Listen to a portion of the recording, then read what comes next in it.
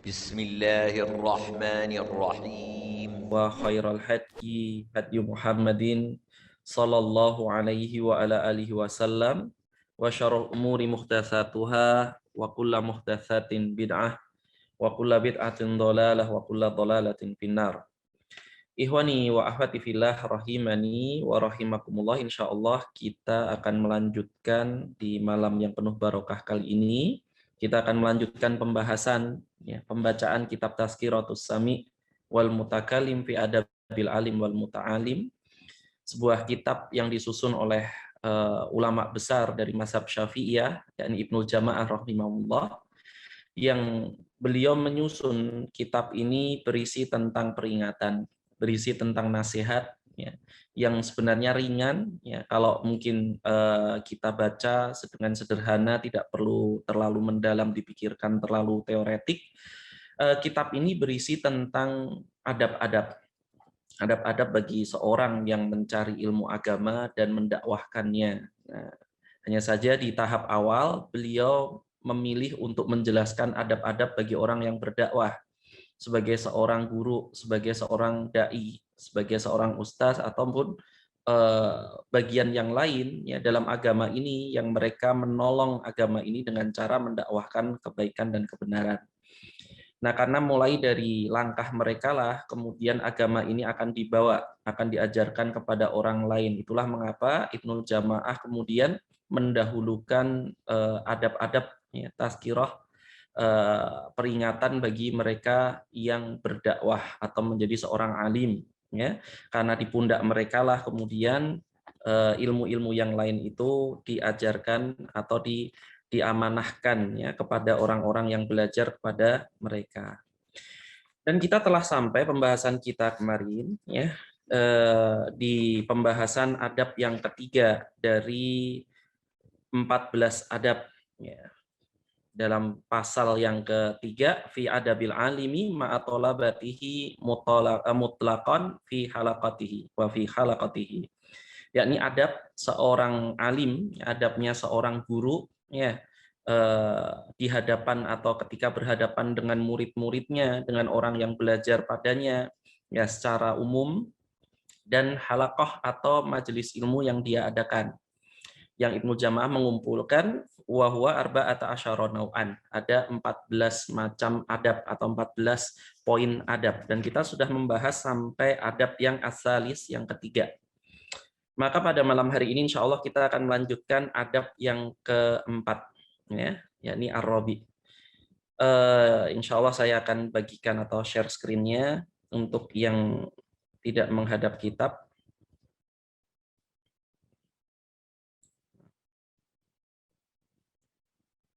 Nah, kemarin sebelumnya kita telah membahas adab yang ketiga, maka sekarang kita akan membahas adab yang keempat. Kalau di yang menghadap kitab atau yang memegang kitab yang sama, terbitannya ini ada di halaman 139.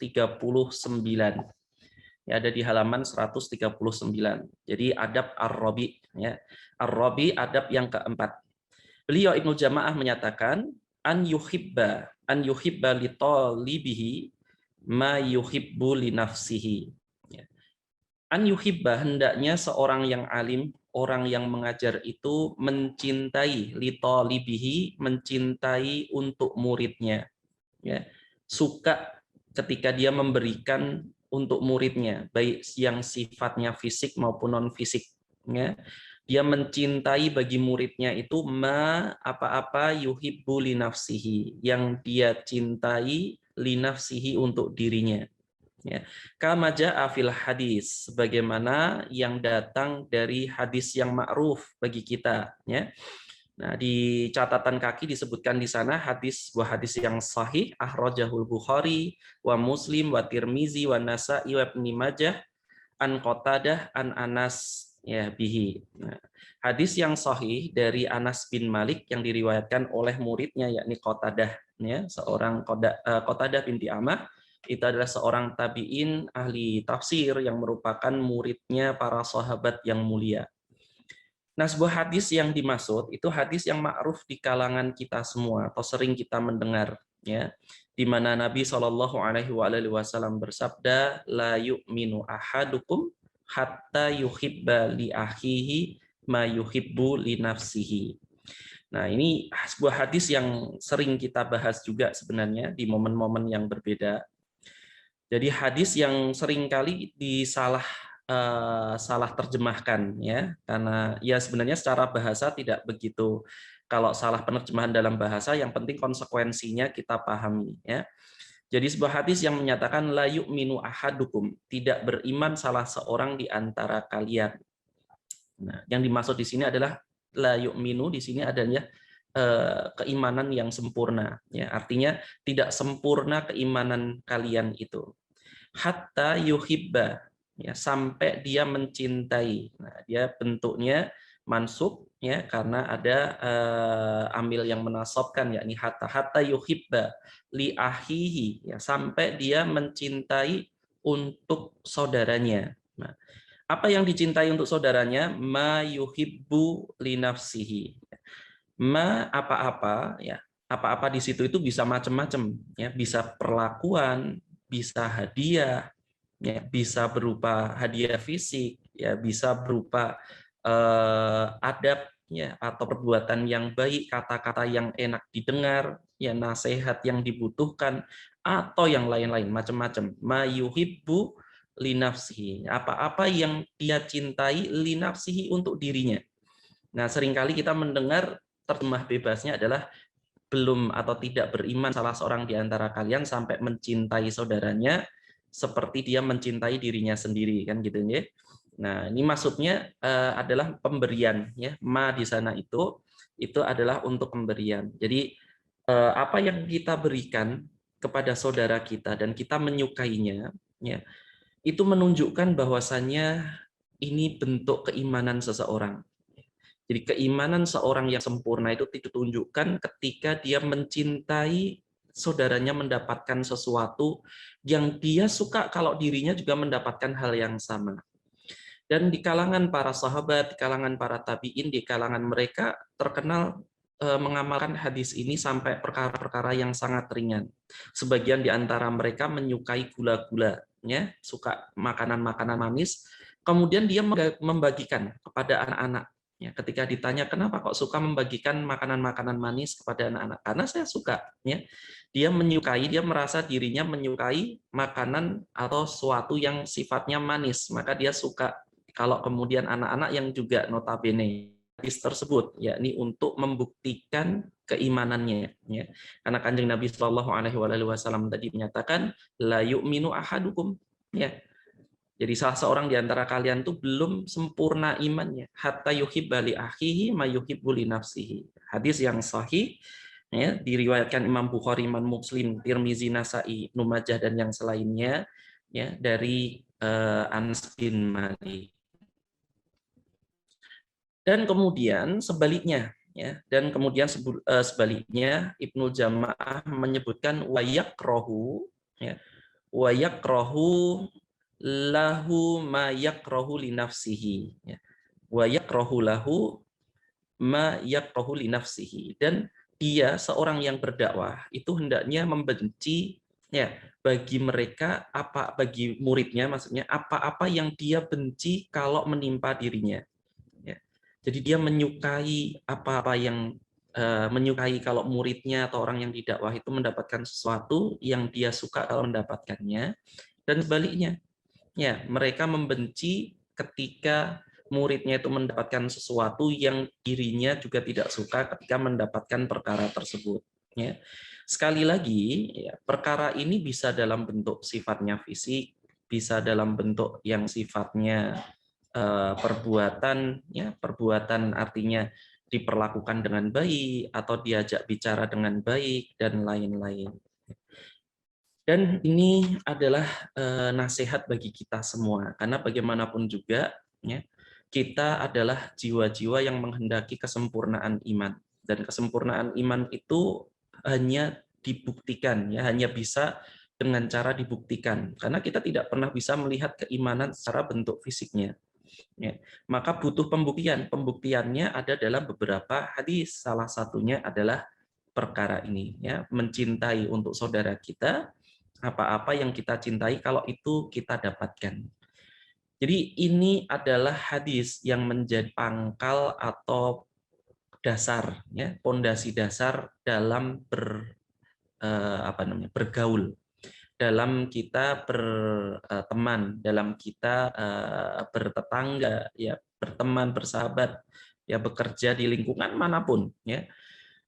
Maka hendaknya seorang memperlakukan orang lain dengan cara yang dia sukai kalau dirinya itu diperlakukan oleh orang lain, ya. Kalau dia suka kemudian dinasehati dengan pelan-pelan, dinasehati dengan bahasa yang lembut, maka dia perlakukan orang lain seperti itu. Sederhana kan sebenarnya. Dan konsekuensi sebaliknya, kalau dia tidak suka untuk diperlakukan dengan kasar, maka jangan memperlakukan yang kasar pada orang lain. Kan gitu. Ketika dia melakukan kesalahan, kemudian dia tidak mau kalau dirinya itu ditegur atau kemudian dinasehati secara belak-belakan di hadapan orang lain, maka dengan memperlakukan orang lain dengan cara yang sama.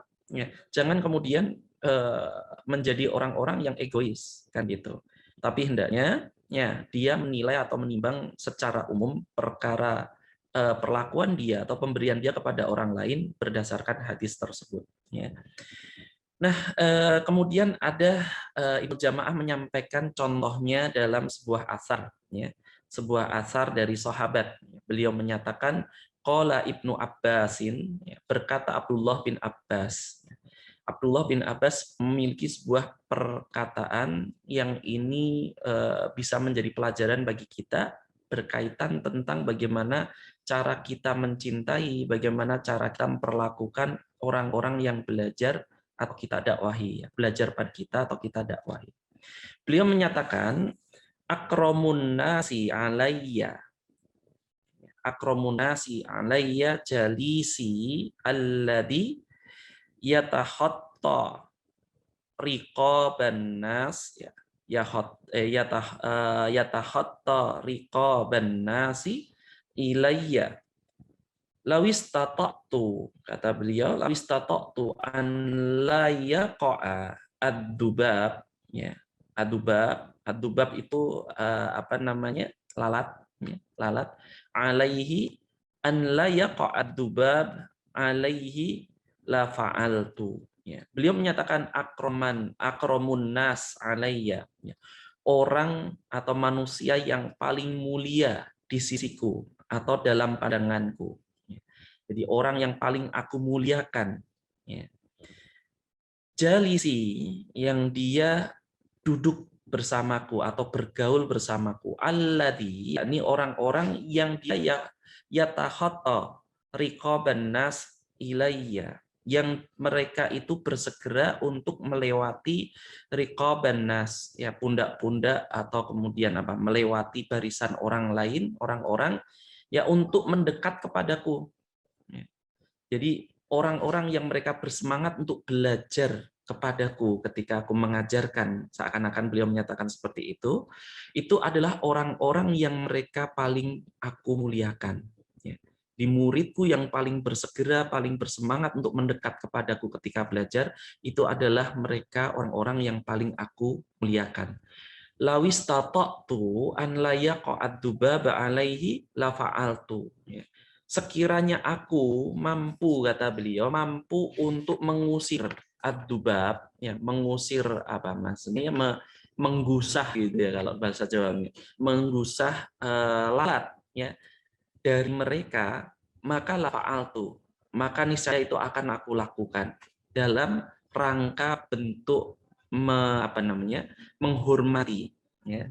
Di bagaimana beliau menghargai, bagaimana beliau menyukai, mencintai orang-orang yang didakwahi dan bersemangat ketika mendengarkan dakwahnya. Beliau mengumpamakan seakan-akan jika orang tersebut itu didatangi lalat. Nah, orang kalau didatangi lalat kan perkara yang kecil, ya, sepele.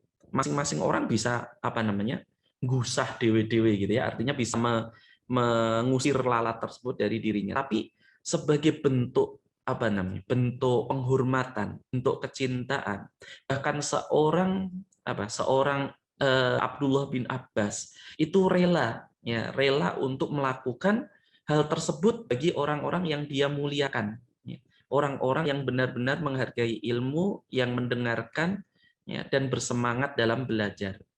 Nah, wa fi riwayatin, dan di riwayat yang lain, ya. Jadi di riwayat yang lain Abdullah bin Abbas menyatakan, nah, inna dubaba layaqa'u alaihi, ya, layaqa'u alaihi fayu'dhini. Nah, beliau menyatakan di riwayat yang lain, sungguh, ya, inad dubab, ya, sungguhnya sampai kalau seekor lalat pun, ad-dubab di situ menggunakan alif lam berarti dia ma'rifat, ya. Kalau ada seekor lalat pun yang menghinggapinya, layak alaihi fayu'dini, maka aku itu benar-benar membuatku terganggu, gitu ya. Jadi lalatnya itu hinggap di orang lain, tapi saking kemudian kecintaannya Abdullah bin Abbas yang merasakan betapa orang tersebut ikut terganggu dengan lalat yang hinggap tersebut, maka itu menyebabkan dia kemudian merasa terganggu, ya. Jadi seakan-akan untuk menghormati dia ikut membersihkan atau mengusir lalat tersebut, ya. Ya kalau di kita ya jangan menggunakan semprotan serangga, tapi maksudnya adalah ini sebuah kiasan, gitu ya, sebuah analogi, sebuah perumpamaan bagaimana penghormatan atau perlakuan Abdullah bin Abbas kepada orang-orang yang belajar kepadanya. Subhanallah. Apalagi kepada gurunya. Kalau kepada orang-orang yang belajar padanya saja dia bisa menghormati seperti itu karena kecintaannya, maka terlebih lagi pada orang-orang yang mengajarkan padanya ilmu. Nah, ini adalah bentuk mengamalkan hadis tadi. La yu'minu ahadukum hatta yuhibba li akhihi ma yuhibbu li nafsihi. Kemudian Ibnu Jama' melanjutkan wayam bagi. Nah, kita lanjutkan lagi. Kemudian Ibnu Jamaah menyatakan wayam bagi an ya'taniya bimasalihil talibi. Wayam bagi an ya'taniya bimasalihil talibi. Nah, hendaknya dia memperhatikan kebutuhan atau kepentingan, kebaikan, masalih, ya. Masalih itu perkara-perkara yang salih, yang baik, ya. Kebaikan atau kepentingan at-talibi, orang-orang yang menjadi muridnya, orang-orang yang dia dakwahi. Maka dia hendaknya tanya itu memperhatikan, ya, dia benar-benar perhatian, benar-benar peduli, ya, dengan kemaslahatan dari muridnya. Jangan kemudian orang yang berdakwah itu bersikap cuek, ya. Akan tetapi hendaknya dari awal pembahasan kita sampai ke bagian ini menunjukkan bahwa Ibnu Jamaah hendak mengingatkan kita ketika orang berdakwah itu harus didasari oleh cinta. Jadi sekali lagi, berdakwah itu harusnya didasari atas dasar cinta, bukan karena kebencian. Karena kita bisa lihat, ya, tampak betapa orang yang berdakwah tidak sabar, menggunakan cara-cara yang tidak diridhoi, ya.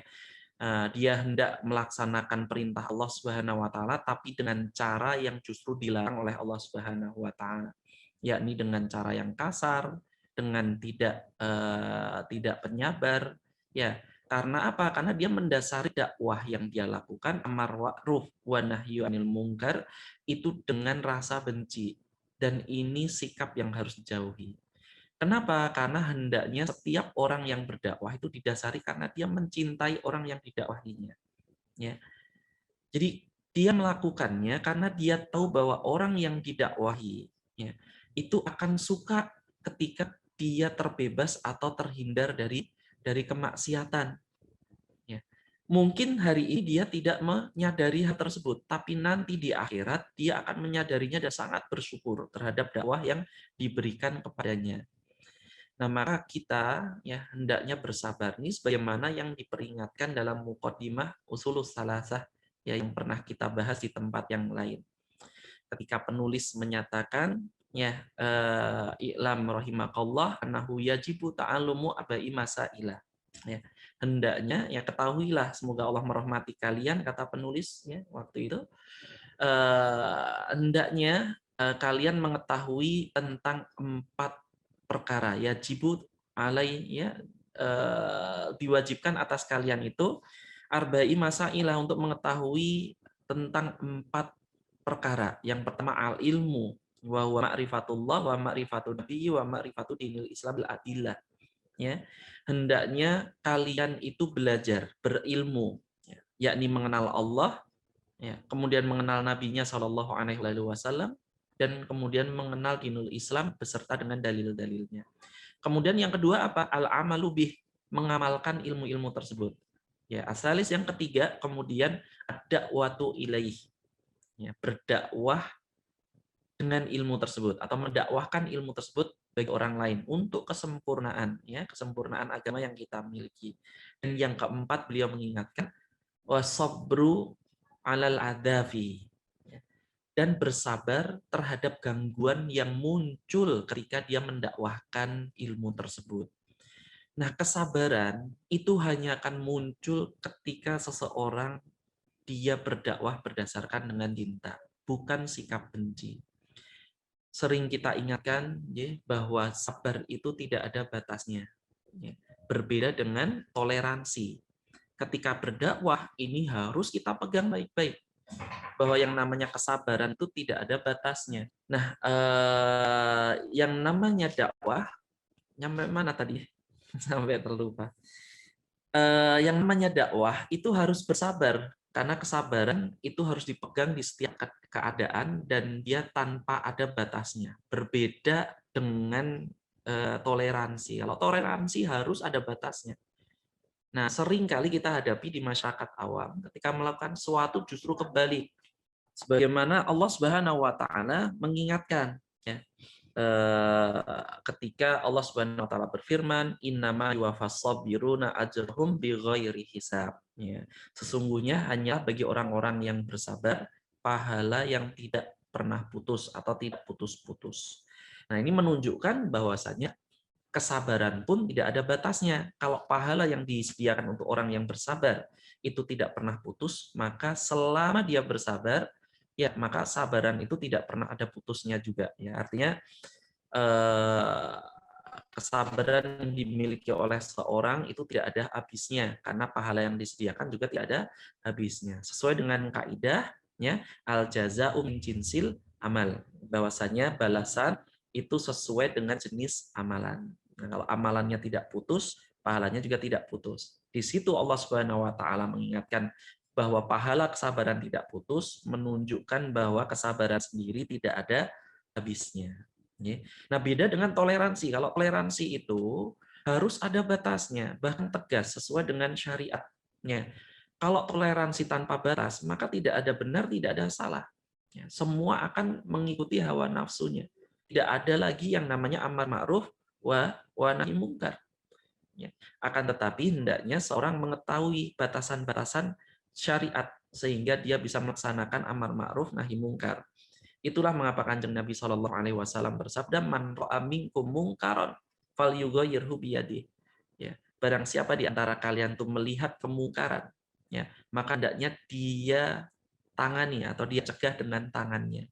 Nah, ini menunjukkan bahwasanya kemungkaran itu ada di batas toleransi. Jadi ketika dia sudah melewati batas, itulah yang disebut kemungkaran.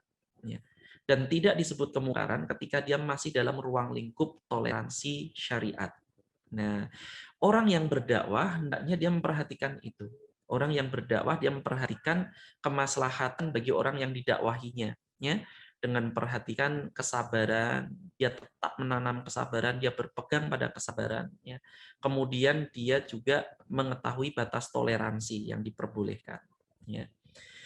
Kemudian Ibnu Jamaah menyatakan wa yu'amilahu, ya, wa yu'amilahu bima yu'amilu bihi, ya.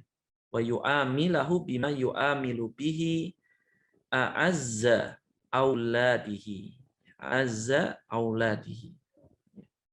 Dan hendaknya orang yang berdakwah itu memperlakukan orang yang didakwahinya atau muridnya, ya, memperlakukan mereka yu'amilu, ya, bihi a'azza auladihi, seperti seorang tua atau seorang bapak yang memperlakukan auladi, anak-anaknya, ya, dengan penuh kasih sayang. Ketika dia mengajarkan, dia berdakwah, dia memperlakukan orang-orang yang didakwahinya itu seperti seorang anak, ya. Seperti apapun orang tua normal, ya. Seperti apapun kondisi orang tua yang normal. Artinya dia mau pinter, mau enggak, mau kaya, mau miskin. Dengan kasih sayang yang dimilikinya terhadap anaknya, dia pasti menginginkan kebaikan bagi sang anak.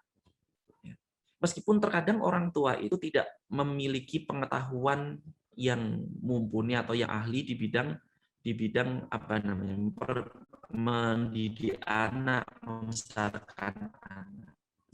Tapi dia pasti menginginkan kebaikan bagi anaknya. Tidak ada orang tua yang menginginkan kejelekan. Ya. Bahkan sampai pun orang-orang yang dia melakukan hal-hal yang buruk, ya dia membunuh anaknya ketika masih kecil. Karena apa? Karena dia membayangkan tidak tega kalau anaknya nanti kelaparan. Nah, ini menunjukkan sifat-sifat dasar di mana manusia atau seorang yang memiliki anak itu mencintai anaknya. Dan dengan cinta kepada anaknya, dia menginginkan hal-hal yang baik bagi anaknya. Hanya saja terkadang dibimbing oleh syariat atau tidak. Kan gitu. Nah, maka orang yang dia berdakwah, hendaknya dia memperlakukan orang yang didakwahinya itu seperti anaknya sendiri. Nah, di catatan kaki, ya di sini kita lihat di catatan kaki, dinyatakan, wangdur ila hadhil inayatil abawiyati, ya, al ilmiyati al khalisah, ya, inda Abi Ishaqi Asy-Syairazi hina yaqul, ya, dan dalam perkara ini maka perhatikanlah, lihatlah, ya, lihatlah bagaimana perhatian inayah, perhatian yang tulus, ya, abawiyah, yakni dari seorang bapak yang kebapakan, ya. Kebapaan gimana ya? Ada sifat keibuan, ada sifat kebapaan, gitu ya. Sifat di mana orang ingin melindungi, ingin mendidik, gitu ya. Ya, yang ilmiah khalisah, yang tulus, ya, ikhlas dan ilmiah, perhatian yang dia sifatnya ilmiah, ingin mendidik. Inda Abi Ishaq, yang dimiliki oleh Abu Ishaq Asy-Syairazi, ya. Abu Ishaq Asy-Syairazi, Imam Asy-Syairazi ini ulama besar mazhab Syafi'iyah. Hina yaqul, ketika dia mengatakan man qara'a alayya mas'alatan, ya, man qara'a ilayya mas'alatun, ya, fahuwa waladi, ya. Barang siapa yang dia membacakan untukku, atau maksudnya belajar dariku, itu satu mas'alatun, ya, mas'alatan, ya, satu apa namanya, satu masalah, satu perkara, satu bab, fahuwa waladi, maka dia adalah anakku. Artinya dia diperlakukan seperti anakku, kan kuperlakukan dia seperti anakku. Wa kana yukhatabu tolabatahu bihada fayaqul ya auladi. Dan beliau juga berbicara, ya, yang demikian itu, ya, di hadapan tolabatahu, ya, di hadapan murid-muridnya. Jadi beliau mengatakan ini di hadapan murid-muridnya, ya. Bihada fayaqul, ya, dengan perkataan tadi, dengan panggilan atau ketika beliau menyeru, ya auladi, wahai anak-anakku. Nah, ini menunjukkan perhatian yang sangat apa namanya, sangat indah, ya, dari seorang yang berdakwah ketika dia mendakwahi orang yang belajar padanya itu dengan diperlakukan seperti putranya sendiri, ya. Dan terkenal ada beberapa ulama yang memiliki kitab tentang nasihat, ya, perhatian terhadap para murid, para mat'u, ya, sebagaimana yang dimiliki oleh ulama-ulama dari mazhab Syafi'iyah, ya, terkait dengan ini. Kemudian di mazhab yang lain juga ada kitab-kitab, ya, semisal Ta'limut Ta'alim, ya, kemudian ya yuhal walad, ya, wahai anakku, ya, dan lain-lain. Kitab-kitab yang bagus untuk dibaca berkaitan tentang nasihat bagi seorang yang berdakwah memperlakukan mat'u, orang yang didakwahinya, ya. Kemudian beliau menyatakan minal khunuwi wa syafaqati alaihi. minal khunui wa syafaqati ilaihi, ya, alaihi wal ihsan ilaihi wa sabri ala jafa, ya, ala jafa'in rubbama waqa'a minhu. Ya. Kemudian beliau melanjutkan, ya, jadi perhatian tersebut, ya, perhatian atau perlakuan kepada orang yang didakwahi diperlakukan seperti putranya sendiri itu dengan perlakuan yang seperti apa? Yang minal khunu, perhatian, ya, dengan memberikan perhatian, syafaqah, ya, kasih sayang, ya, kasih sayang kepada mereka, wal ihsan, dan perlakuan yang baik ilaihi, ya, memperlakukan mereka dengan baik, ya, seperti seorang yang baik, ya. Jadi ketika kita merawat bayi, orang itu ya tidak bisa kemudian mengata-ngatai bayinya hanya karena tidak bisa mengunyah. Ya, sebagaimana kita mendakwahi orang lain ketika mereka belum memiliki ilmu-ilmu yang mumpuni untuk mengunyah-unyah dalil, maka mereka butuh untuk disuapi. Bahkan terkadang, ya, ketika kita ajarkan tentang dalil, maka akan muntah. Ya, artinya tidak bisa menerima secara langsung.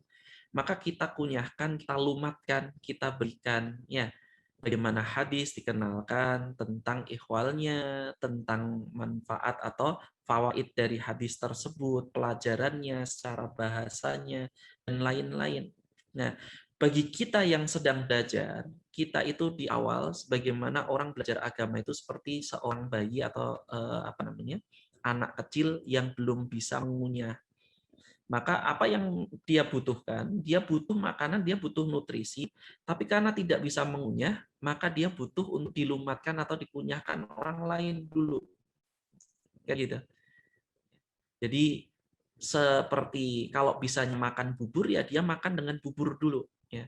Nah, baru kemudian ilmu-ilmu yang basic, ilmu-ilmu yang menjadi dasar, ilmu usul, ya, itu sebagaimana gigi yang tumbuh satu persatu, kemudian nanti menyebabkan dia bisa mengunyah-ngunyah, ya. Ini saya menggunakan kiasannya, mengunyah-ngunyah dalil sampai kemudian mengambil saripatinya, mengambil ilmunya dan diamalkan. Ya. Sebelum mencapai tahap tersebut, maka dia taklid, ya, sama seperti kita di awal-awal belajar itu taklid. Tapi tidak apa-apa, karena tanpa itu maka orang akan kelaparan. Dia membutuhkan ilmu, dia membutuhkan panduan. Kalau dia harus dipaksa untuk mengunyah-ngunyah dalil sendiri, yang ada malah justru muntah dan berbahaya. Kan gitu. Dan wasobri ala jafain. Dan hendaknya memperlakukan mereka, kebaikan bagi mereka itu dengan bersabar atas jafain, atas kebodohan atau ketidaktahuan mereka. Ya, bagaimana juga namanya orang belajar itu pasti ada kesalahan, ya. Apalagi ketika kemudian mengajarkan tentang adab, ya. Adab bertanya di media sosial kepada guru-guru kita, ya, berbicara dengan guru-guru kita harus berbeda dengan berbicara dengan yang lain. Jangan kemudian meminta guru kita untuk memahami, ya. Jadi jangan sampai kemudian kita ustadznya pasti paham lah. Ana kan orang lapangan atau orang jalanan. Jadi orang lain juga tahu bagaimana bukan maksud saya untuk menyakiti, ya. Tidak boleh seperti itu. Karena bagaimanapun juga adab itu harus dipelajari orang per orang untuk memperlakukan orang lain, pihak lain sesuai dengan hak mereka. Ya. Apa yang menjadi perlakuan kita kepada orang lain tidak boleh diperlakukan kepada Kanjeng Nabi Shallallahu Alaihi Wasallam, harus lebih, kan gitu. Nah, begitu juga ketika kita menghormati para alim ulama, guru-guru kita. Nah, dan bagi seorang guru, bagi seorang yang berdakwah, dia harus bersabar atas jafanya, ketidaktahuan, kebodohan yang kemudian menimpa murid-muridnya. Rubbama waqa'a minhu, ya, yang bisa jadi gitu ya, bisa jadi sikap bodoh itu, ya, itu ada di pada diri murid tersebut, ya. Jadi ada pada diri murid tersebut. Wa naksin layakadu. Gimana? wa naqsin la yakadu ya, yahlul insanu anhu wa su'i adabin ya fi ba'dil ahyan. Jadi bisa jadi ya bisa jadi sifat sifat tersebut, kekurangan tersebut itu ada di dalam diri orang yang kita dakwahi ya, yang tidak mungkin sifat tersebut lepas ya dari manusia. Setiap manusia terlepas dari sifat tersebut. Jadi terkadang tuh sifat manusiawi ya, bagaimana manusia atau orang itu diciptakan ya untuk dua. Kalau tidak diciptakan untuk bersabar, berarti dia diciptakan untuk menguji kesabaran orang lain. Nah, maka hendaknya seorang yang berdakwah itu memposisikan diri sebagai orang yang sedang diuji kesabarannya. Ya anggap saja orang yang didakwahi itu memang kemudian Allah Subhanahu wa taala datangkan untuk menguji kesabaran dia. Dan gitu. Ya, jadi tidak semua manusia bisa lepas dari perkara tersebut ya, dari adab yang jelek ya. Kemudian pada sebagian fi ba'di ahyan ya, pada sebagian keadaan gitu. Jadi mungkin ada saatnya kita itu melihat orang-orang yang didakwahi itu mudah mendengarkan, mudah menerima, tapi sering juga kita menghadapi bahwa mereka tidak seperti yang kita kehendaki. Tapi ketahuilah bahwa Allah Subhanahu wa taala mendatangkan mereka itu untuk menguji. Jika bukan karena kedatangan atau kehadiran mereka, orang-orang yang butuh kita dakwahi, maka mungkin dakwah itu tidak tegak. Di mana kemudian orang tidak berusaha untuk memperbaiki orang lain. Mereka hanya peduli pada kesolehan diri sendiri. Kita sering juga sebutkan bahwasanya jangan hanya berusaha menjadi orang yang salih, tapi jadilah orang yang muslih. Orang salih itu orang yang baik untuk dirinya. Tapi orang yang muslih itu adalah orang yang memperbaiki orang lain.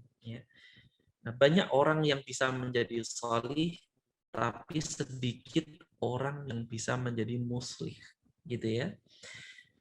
Nah, wabastuhu ya, beliau kemudian beliau menyatakan wayabsutu uzruhu ya, uzrahu wayabsutu uzrahu bihasbil imkan ya, bihasbil imkan.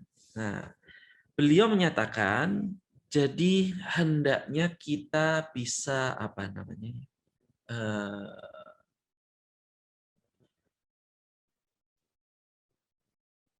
bisa menikapi mereka itu dengan apa? Dengan toleransi gitu ya, dengan lapang dada. Nah, jadi hendaknya bisa bertoleransi, memperlakukan mereka, memberikan mereka uzur ya. Dengan bihasbil imkan, dengan dengan kondisi yang memungkinkan atau sebisa mungkin kita memberikan mereka uzur atas kebodohan yang mereka lakukan, orang yang kita dakwahi tersebut ya. Dan ini harus dilatih. Orang yang berdakwah itu harus berlatih untuk memberikan uzur ya, sebagaimana dia suka ketika kemudian terkadang dia melakukan kesalahan dan dia suka kemudian diberi uzur oleh orang lain yang melihat kesalahannya ya. Nah, maka hendaknya dia juga memberikan uzur tersebut kepada orang lain sebisa mungkin. Kemudian beliau menyatakan wa yukifuhu ma'adzalika ya, wa yukifuhu ma'adzalika alama sadara minhu la sadara minhu binushin wa talatufin dan hendaknya orang itu ketika menyikapi yang demikian ya, maka dia menyikapi dengan masadarah minhu, yang dia menyikapinya itu dengan memberikan nasihat.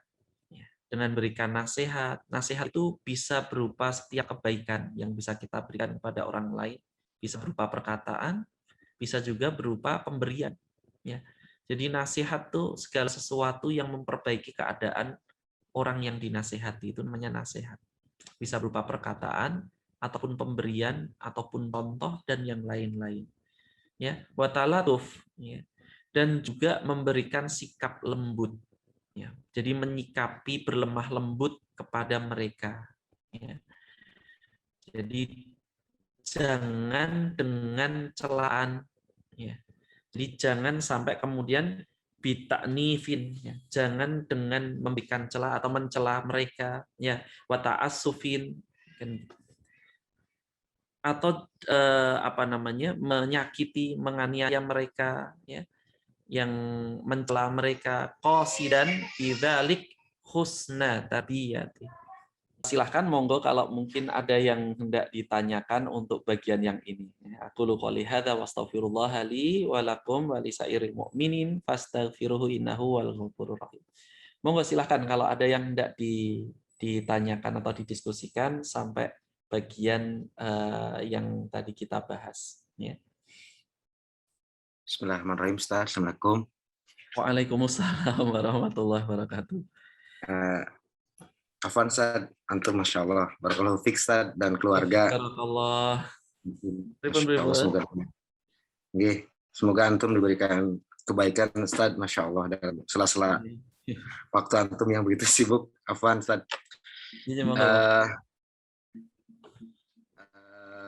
Ya, dalam hal menyikapi murid, Ustaz, Afwan, ana juga ya ada sedikit ilmu bahasa Arab, kan udah setahun mengajar dulu sulugoh ke bahasa Arab dasar Nausorob, dari mulai muridnya 8 sampai setahun berlalu cuma tinggal 2, 3 gitu. Kemudian ya futur lah begitu. Ana juga mencoba bersabar karena ana juga basicnya bukan pengajar, cuma karyawan, cuma dulu pernah belajar bahasa Arab, jadi dengan sedikit daripada ditinggalkan, anak pun mengajar karena orang yang mungkin banyak yang kompeten tapi belum ada waktu begitu, daripada ditinggalkan semuanya, anak ajarkan. Ada sebagian 1-2 murid lah yang serius dalam belajar, tapi karena lihat-lihat murid yang lain akhirnya futur juga, karena yang lain ya tanda kutip kurang disiplin, kurang serius gitu. Ngaji itu hanya kadang-kadang mengisi kosong waktu aja untuk kumpul gitu, Ustaz. Terus ya aneh mencoba sabar, tapi lama-kelamaan kadang-kadang ya katanya alasannya sibuk, ya saya juga, kita juga kan sama-sama sibuk, Ustaz. Bagaimana, apakah kadang-kadang ada terbesit dalam hati, apakah diliburkan, maksudnya di off kan aja udah, mendingan ya udah antum cari guru yang lain misalkan yang lebih proper atau apa, ya kita juga sama-sama sibuk gitu misalkan, atau lanjut aja dengan sedikit itu, Ustaz. Mohon nasihatnya buat anak pribadi, Ustaz. Mungkin begitu aja. Semoga antum bisa memahami pertanyaan ana. Jazakallahu khair buat semuanya juga, admin dan Ustadz dan keluarga. Assalamualaikum warahmatullahi wabarakatuh. Waalaikumsalam warahmatullahi. Bismillahirrahmanirrahim. Ya, subhanallah, semoga Allah Subhanahu wa taala memberikan panjenengan kebaikan yang banyak, tenaga yang juga banyak, tenaga yang besar, karena yang namanya berdakwah itu memang membutuhkan pengorbanan. Ini yang harus kita tahu, bahwa yang namanya berdakwah itu membutuhkan pengorbanan. Al-jaza'u min jinsil amal. Sebagaimana besarnya pahala dari orang yang berdakwah, maka juga kebutuhan untuk mengorbankan sesuatu pun besar. Mulai dari korban waktu, ya, korban tenaga, bahkan korban biaya terkadang. Bahkan terkadang kita juga korban perasaan. Nah, ini salah satunya yang kemudian tadi diceritakan. Ya.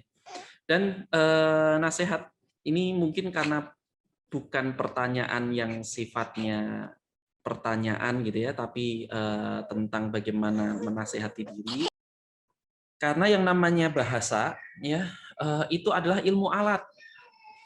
Jadi bahasa itu benar-benar sesuatu yang sifatnya kalau orang yang tidak tahu tentang manfaatnya, apalagi ini bahasa Arab yang kaidah-kaidahnya juga butuh perhatian khusus ya, ilmunya juga khusus, dan terkadang dipelajarinya juga tidak boleh